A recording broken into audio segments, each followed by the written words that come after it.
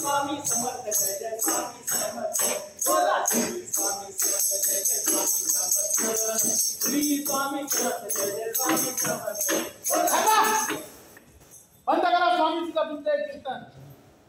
तुमचं एक कीर्तन श्रवणीय आणि भक्तिभावाने ओतप्रोत करेल. पण चक्क खडावा घालून तुम्ही स्वामींची आरती करता. ज्यात स्वामींचा अवमान वाटला तर त्यात गैर ते काय?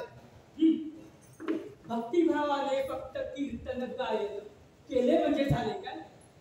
हेच आम्हाला पाहवलेलं नाही आणि रुचले नाही. तेव्हा तुम्ही ते अधिक काळ न थांबता स्वामी आदेशाप्रमाणे मुंबईच्या गाडीवर जाऊन सेवा करणेच उत्तम. अक्कलकोटात तसे तुमचे कार्य नाही. तिथल्या भक्तांना स्वामी तीर्थ सहज लाभावे म्हणून नेमले ना स्वामींनी तुम्हाला खास. आणि हे पहा, इथली जबाबदारी आमच्यावर आहे. आम्हाला ती जबाबदारीनं पार पाडू द्या.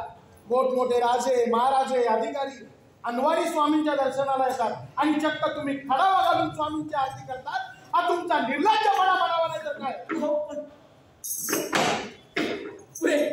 पुढे झाला अपमान.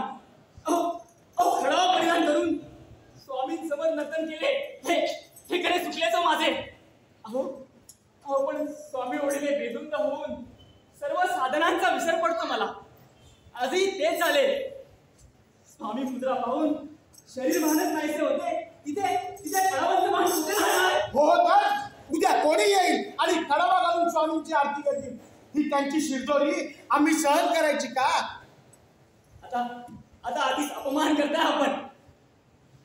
असो, मी स्वामी समोरच सांगतो की यापुढे अक्कलकोटास येणार नाही. स्वामींची गादी चालवणे आणि मुंबापुरीतील भाविकांना स्वामी तीर्थ देणे एवढेच माझे उत्तर कार्य. स्वामी माझ्या हृदयात आहेतच आणि इथे अक्कलकोटात जरी असले तरी तिथेही त्यांचा वास असणारच. स्वामी माझ्याशी माझ्या मठात येऊन बोलतील. हो ना स्वामी? स्वामी सर्वजनान सुखिनो भवन्तु. स्वामी सर्वजनान सुखिनो भवन्तु. स्वामी सर्वजनान सुखिनो भवन्तु. तथास्तु.